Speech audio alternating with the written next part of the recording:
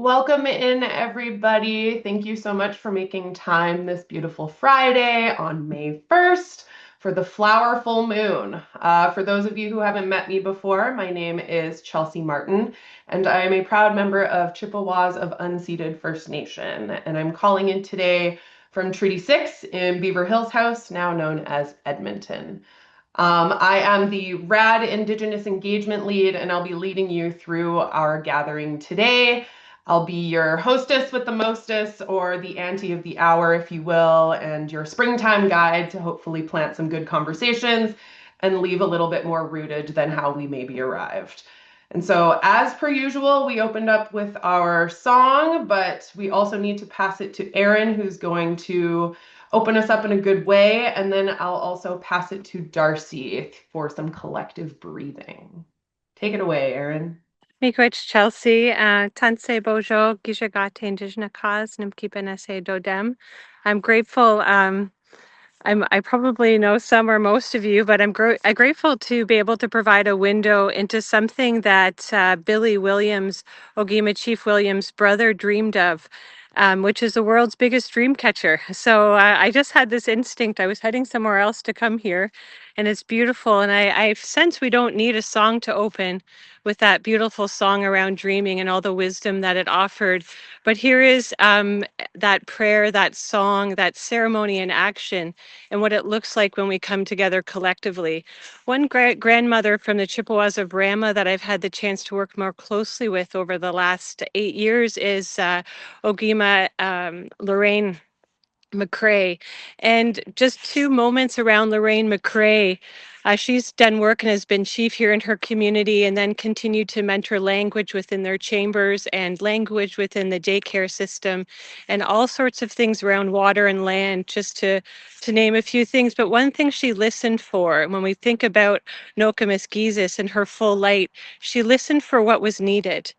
She listened not for what was already there, but for the spaces in between that I think we're all doing collectively. And when Williams Treaty was settled here, there wasn't enough room for all of the people to sit inside this ceremony when it was being recognized and when Lorraine was singing. And so after she visited the elders who weren't able to attend, and she said, "What is your dream about about this settlement? What does that mean for you?" And the elders guided, "We want a place to welcome all of the children home, those that grew up away, those that were taken away, those that never returned." And so when we talk about the restoration of Akikwe and Mother Earth, and for all relations, it has happened so much that it started within families and children and families. So I just wanted to mention a few words to bring that walking ceremony alive, the work that we're all doing. Just behind me is a collective from the 60s Scoop, created a pathway with the 4 elements that welcome everyone to come home to the land here because of the history. It's very, very beautiful. So they continue to do that work today here. And I'm just here again on their powwow ground. So I'll turn it back to Darcy to bring us into the air element and just to bring us into that collective presencing. But miigwech everyone for letting me share something a little bit different today. And again, I'll send the link there for Billy. He did such a beautiful job bringing that vision through with everyone's support. Thanks so much, Erin. What an incredible visual. I love that. The largest dream catcher in the world. And that's what I wanted to just bring us into. Sorry, I'm rubbing it in, but these are the lilacs from my yard. I picked them yesterday with my daughter. I'm calling in from Musqueam, Squamish, Tsleil-Waututh territories. So we're lucky to have earlier glimpses of spring. But I wish all of that fragrance to you too, and it's coming your way. And when Erin's speaking about the dream of the elders and about things, visions that are in between, I just wanted to honor May Day today. So it's a full moon, but it's also the day that people who are bringing their voices together in support of labor rights and justice to be out together, embodying the future that they want to have and sharing together voices from across the world. So here's, I encourage you afterwards to take a scroll through this image gallery of all around the world, people out on the streets, celebrating, sharing. Some of it has images of conflict with police, and that's just a state of or a testament of the times that we're in. But I wanted to just allow us to ground both into our own space, but actually into inspiring ourselves to think of all of the people who today have mobilized in support of worker rights, in support of equality and justice, in opposition to the kinds of power moves and injustices that are happening and authoritarianism that's happening. And so we all make moves in our own way to join together and stand up and express the world that we would like to see. And we're all part of that. So I want to just invite you to kind of settle in where you're sitting. If your feet can touch the ground, that's good to do. And just come into relationship with your breath. Breathing in and out. And all around the world, there are people that are breathing together. And my teacher who taught me that we can sing together and speak together. And in those ways, we inspire and we also conspire. Conspiring is to breathe together. So we'll just take 30 seconds or so and just breathe together and feel your relatedness with all of those people from around the world who have been calling out on May Day for us to connect and stand up for justice.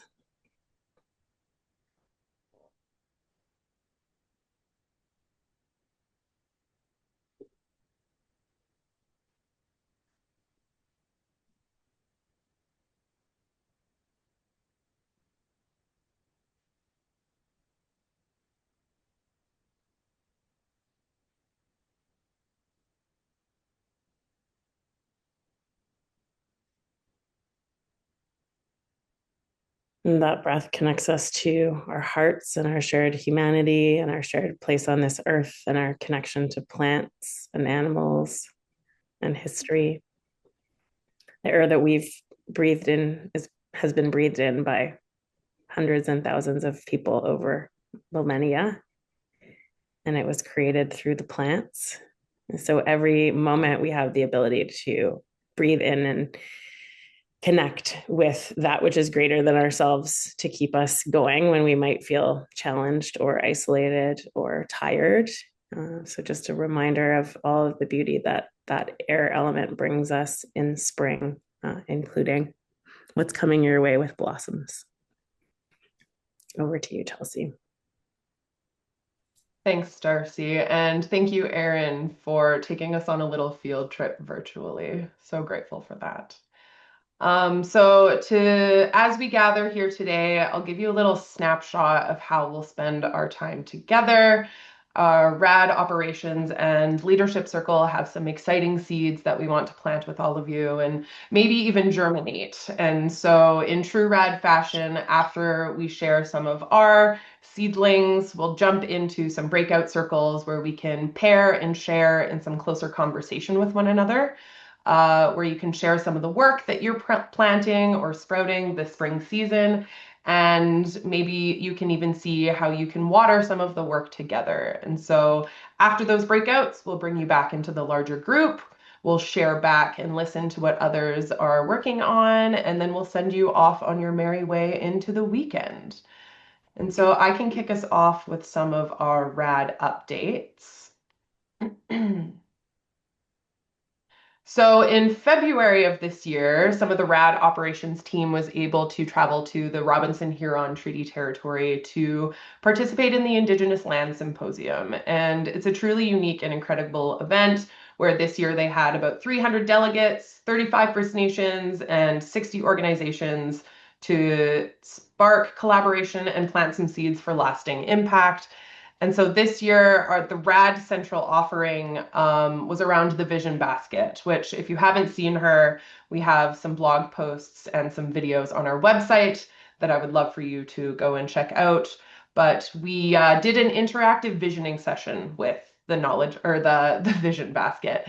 And we invited participants to come and reconnect with their land visions that they're bringing from their territories. And there's a lot more detail on that visioning in a blog post on our website as well. And so some of the other work that we've been working on since January is the reciprocity dialogues. And for those of you who are wondering, like, what the heck is a reciprocity dialogue? It's essentially a conversation, but it's actually so much more than that. It's a process of responsibility and accountability, where RAD Network partners come together with RAD operations and leadership circle members to specifically name the opportunities that are happening within the ecosystem in which we work and play together.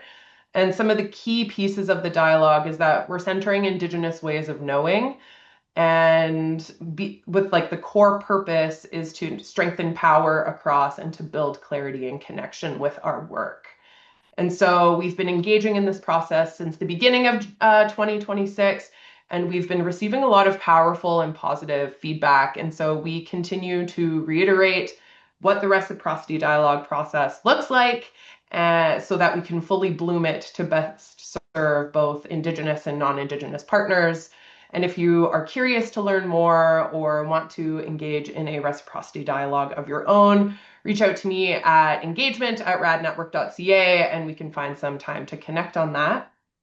I'll now pass it back to Erin and Darcy for other RAD updates, including the learning pathway and playbook. Take it away, Erin. Thanks, Chels. I just wanted to acknowledge that you're wearing your red and black ladybug transformation colors, but thank you for your great ways. I'll just mention just a few words around the Hub's learning pathway and playbook. Some of you might be familiar when the Knowledge Hub came forward out of the RAD network. Some of our responsibilities that Darcy and Randy wove in was to be able to provide the right relations or ethical space, how to bring knowledge together in a good way, whether we're talking about Indigenous third-eyed seeing or Etowatmunk two-eyed seeing. We have so many practices emerging from the ecosystems in which the change has been growing and moving. So we have that honor of doing that work. And as the hubs launched over 2025 and the forest into 2026, we've been listening and starting to prepare. And just to let everyone know that we are putting together a pathway sort of in the off-field season from September through to April, using the eight-pointed star to guide a holistic learning and development from like an Indigenous perspective. And so it's really beautiful, and it's been something that is sort of, I think, Darcy has her flowers there, something that's already ready and flourishing. So we're looking forward to launching that. As many of us know, our time is really tight, and so many people can engage with online learning. So the playbook signals the support that's needed to provide a foundation for holistic learning and development for people who want to select the learning that they need. And so that's what the playbook stands for. It's something like a super syllabus or something that allows us to basically create the learning pathway in the online form. And if you have any materials or any ideas, my contact is wisepractices@radnetwork.ca. Our role, of course, is to lift up all of the resources that are in our network for research project leads and communities, of course. So I look forward to being in connection around that and sharing more as we move into the fall. But miigwech, everyone, and I'll turn to you, Darcy, to carry us forward into policy. Thanks, Erin. Yes, we're working on also collaborating with Wokotowin and some of our other partners, and just also work with the Forest Hub. So continuing to advance, and that's David Flood entering our chat on Signal here. But basically, so many of the barriers that we're identifying through research and engagement with communities are that if they are looking to advance conservation and shifting practices on the land base, and looking to access value. And so the first way that they can do that is often through carbon projects, except that pathway is blocked currently in provinces across Turtle Island, except for in British Columbia. And so we're working to find pathways to bring some of those projects to market that are Indigenous led. And I can speak a little bit David, I think, just joined us too, but let's go to the next slide and we can talk about some of the other work that's happening around seeds that our leadership circle are planting. We weren't sure exactly how many of those leaders were going to be on the call, but there's an open invitation for anyone, David, Danny, and Sam White-Eye, who are on the call, if you want to bring forward any seeds that your organizations are planting currently. And I think what we'll do is maybe hear from David first about the Indigenous Land Symposium vision of gathering the fires for 2027 in March in Ottawa, which is a large call out to nations to join. Miigwech, Ani Bonjour, good afternoon. Dishnakazonze Maengan, Matachuan First Nation, Ronjaba, Igizi Rodam, calling from the headwaters of the 89 James Bay Treaty. Watershed split to the Atlantic and the Arctic Oceans. Water is just flowing like crazy right now. We had about 5 feet of snow 3 weeks ago, and we're seeing steady warming and lots of rain. And I'm actually looking at quite a waterfall ahead of me here. All the waterways are swollen, if not over swollen, with knee-deep water right now. So it is flowering moon time, and the birds are returning. I just seen cranes, grouse, osprey, all kinds of birds flying in. It's really, really a nice time of year. We have been running what is called an Indigenous Land Symposium, and we're taking our 5th one to Ottawa in March 2027 from the 1st to the 5th.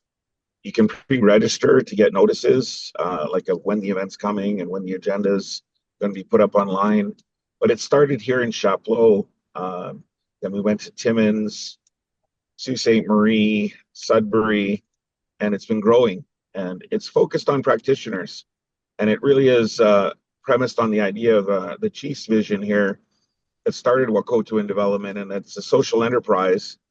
But we formed an innovation center. We bought an older building downtown. It's a 125-year-old building, 130-year-old now.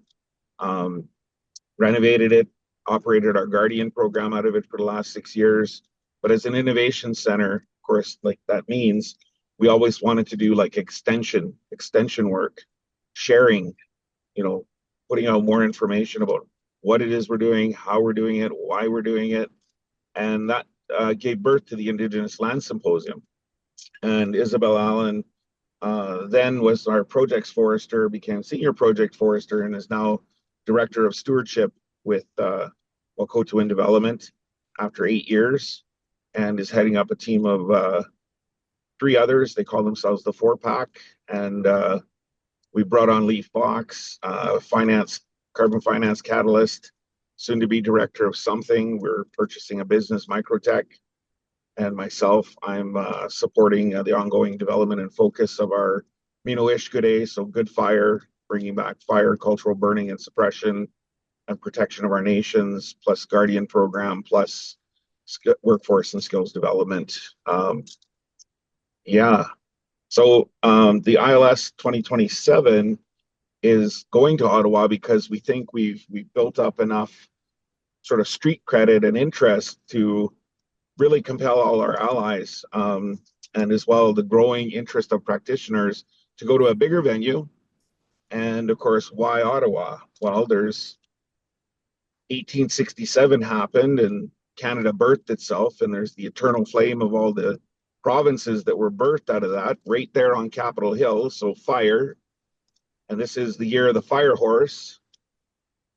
And of course, if we think about what's going on globally around the world, there's a lot of unrest and disruption. And I think it's time to bring forward everything that we can related to Indigenous-led, Indigenous-led conservation, Indigenous-led carbon and nature-based solutions. That's another one of the reasons why we brought Restore, Assert, Defend forward.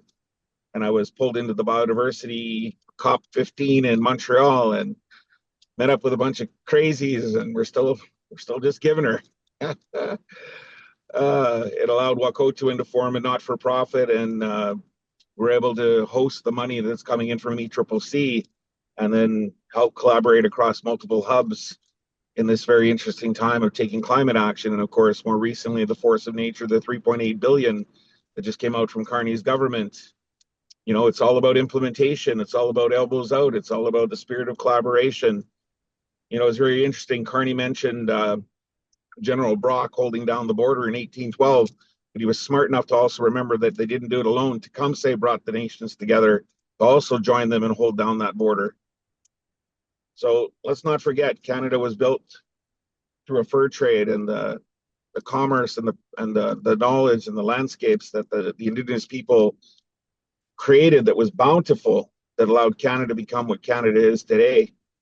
And it's time for us to step forward and remind Canada and Canadians that we're still here and we have a role to play in what Canada is going to look like going forward, Turtle Island. Which? Thanks, David. A couple of other updates from our Leadership Circle member organizations.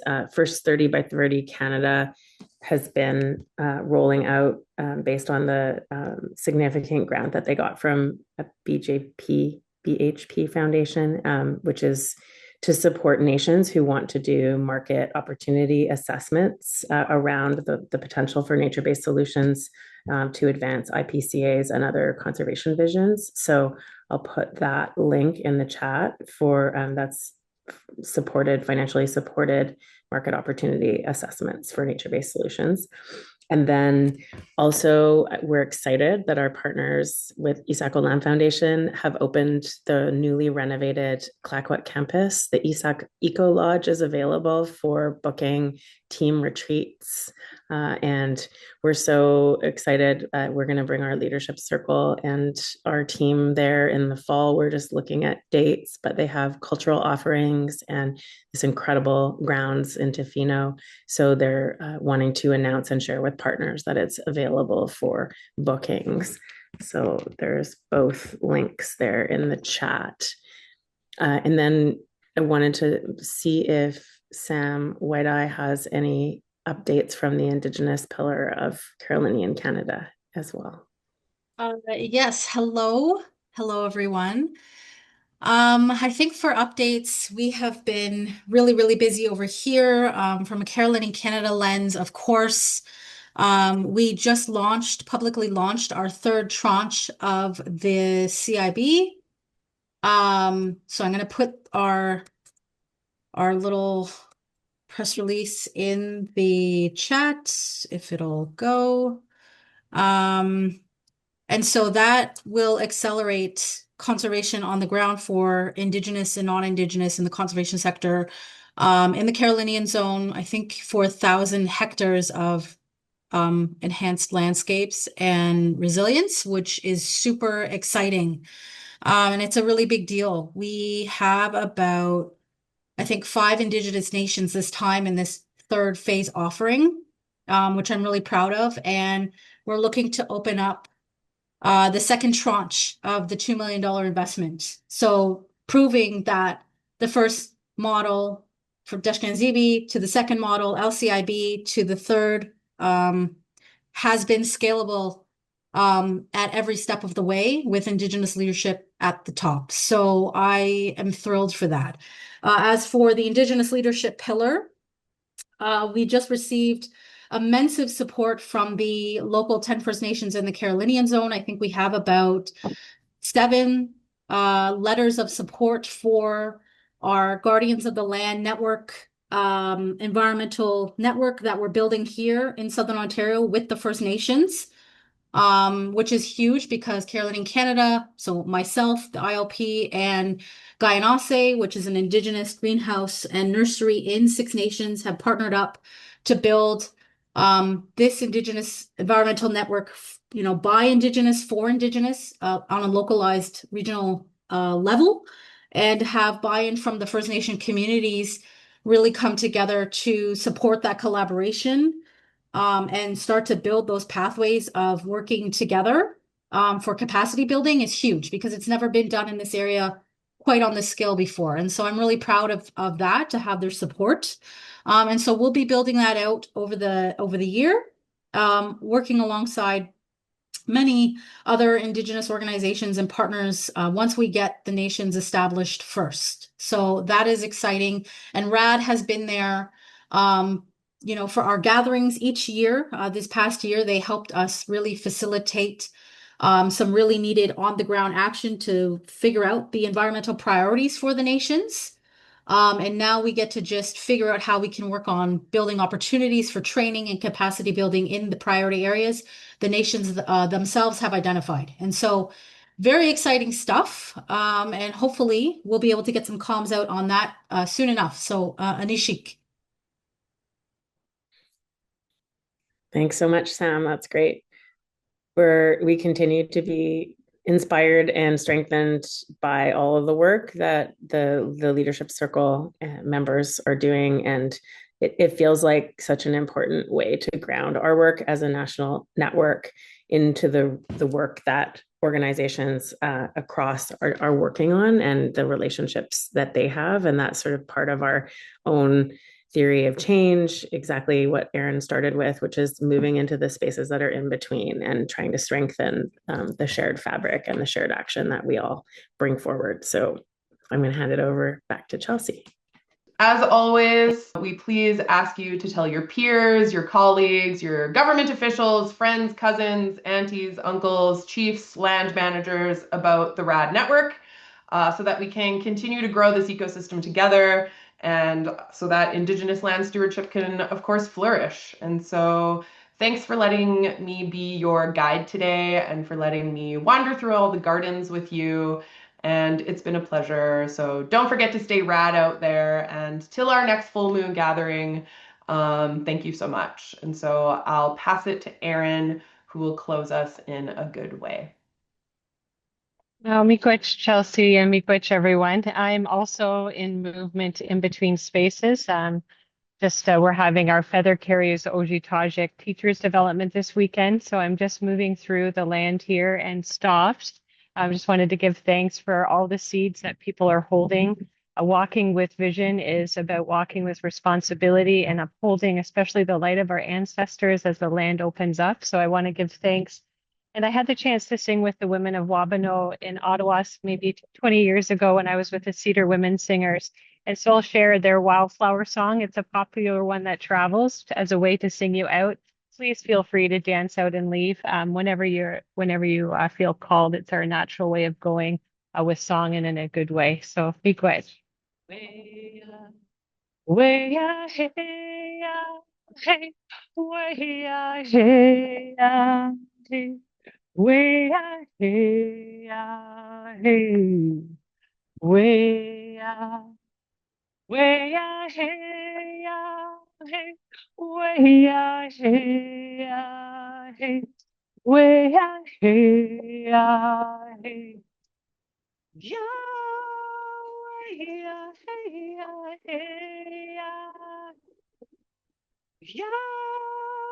yeah hey hey hey way hey hey way hey hey way way hey hey way hey hey way hey hey yeah way hey hey hey yeah yeah, yeah, yeah, hey. Way out here, hey. Way out here, hey. Yeah. Way out here, hey. Way out here, hey. Way out here. Oh. And again, my relations. Big watch, everyone. I'm up here. Thanks. Thank you, miigwech. Thank you. Erin. Anishik.